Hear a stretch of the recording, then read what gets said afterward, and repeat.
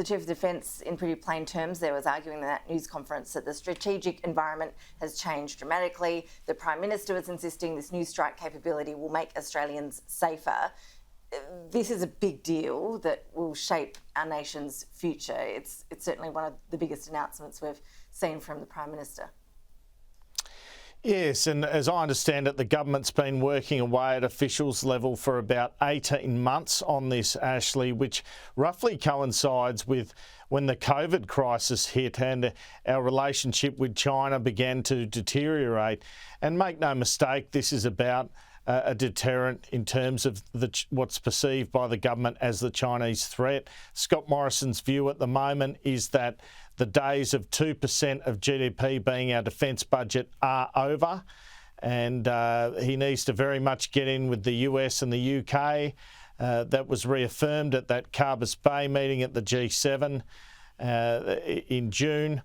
And then he went to meet Emmanuel Macron, effectively, I guess, putting in the markers to deliver the bad news to the French that the $90 billion submarine project is over. Now, he revealed there'll be a $2.4 billion sunk cost in relation to that project. So at least $2.4 billion it will cost the taxpayer, but even more, in fact, because there'll be compensation to the French naval group as well. And we don't know whether or not that will be in the billions. So a really strong cost there. And as I think the Prime Minister outlined there, and as I've been told by senior government sources, this next project, which involves 8 submarines, albeit nuclear ones, which is pretty significant upgrade and means they can go a lot further, will be significantly more expensive than the $90 billion project, which has been so controversial. So, and the other issue with it, I guess, is we've spent 6 years on this French project. This is going to take more years, 18 months just to sort out what we're doing. First time since 1958, the US, the White House's briefing, they've shared their technology, so that's a big win for Scott Morrison.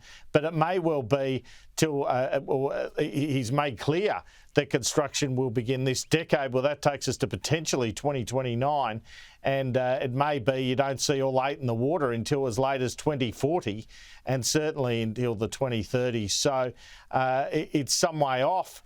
Perhaps what's also of significance is this commitment in terms of Tomahawk cruise missiles, joint air-to-surface standoff missiles, long-range anti-ship missiles, hypersonic missiles, looking into those.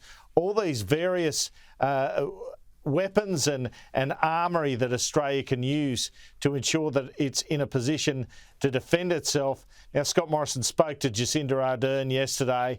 I bet she wasn't too happy, but it doesn't replace the ANZUS Treaty. It is a platform on top of that. It doesn't have a treaty-type role in the way that the ANZUS Treaty does. It's a strategic partnership. He sent a message to Emmanuel Macron, and then the Defence and Foreign Ministers spoke of Australia and France, but obviously France are pretty upset as well. He now travels to Washington for the Quad meeting, and reports over the last hour have suggested Boris Johnson might be travelling to that as well. So really this AUKUS partnership being taken pretty seriously by all 3 nations, and obviously there is an advantage for America in having a strong military presence just to the south of China.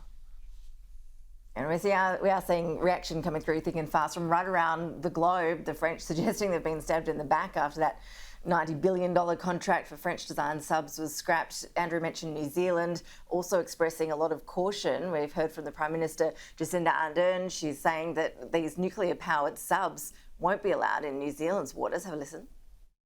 Oh, certainly they couldn't come into our internal waters. Our legislation means that nothing that is wholly or fully powered, no vessel that is wholly or fully, partially or fully powered by nuclear energy is able to enter into our internal waters.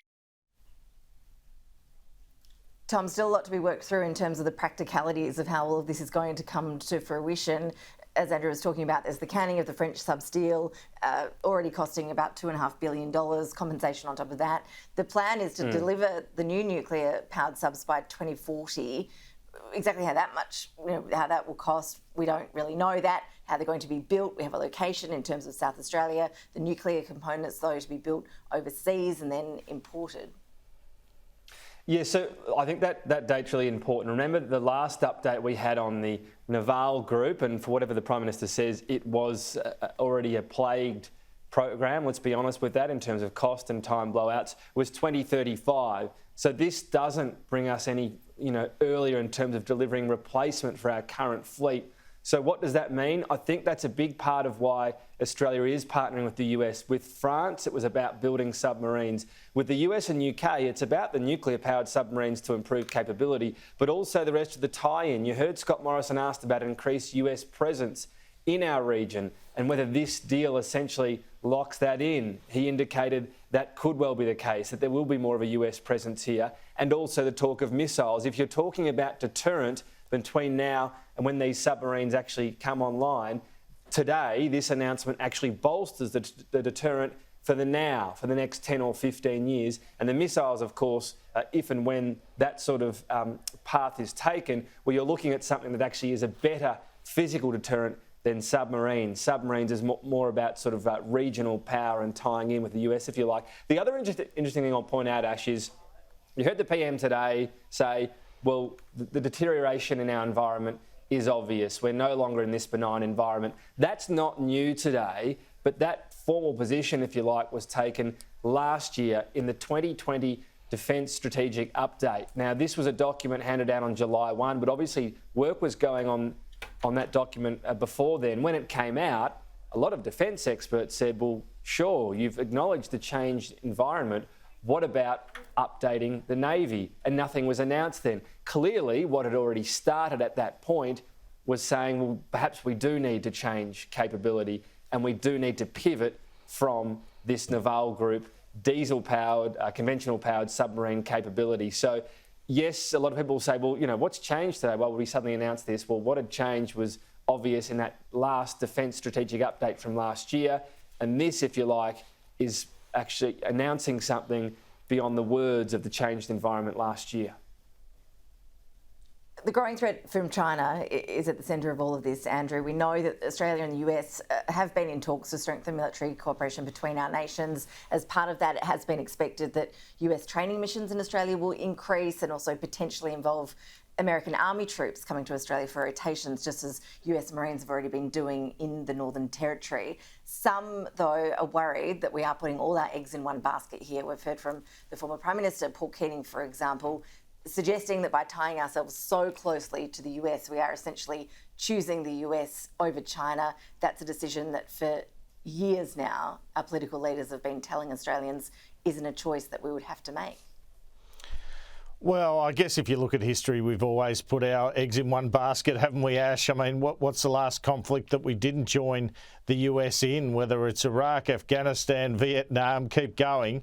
So I don't see in that sense too much of a change. I think the interesting thing is that a country like the UK can be hawkish about China, don't have the potential trade impacts that we have from such a stance. So the first question of the PM there was, are you concerned about further sanctions? He says no, but let's see, shall we? That is the risk, of course, with all of this, but a genuine security concern you can see there from Scott Morrison. Yes, he's tied to the US, but let's not forget the politics too here, Ash. Definitely a khaki election might be better than a vaccination-focused election. So, look, colour me cynical, and obviously this is a huge change strategically as well. But there's always political interests at play, and particularly with Scott Morrison. And I think he can see that opportunity here in muscling up to China. He can see some political advantage in that as well.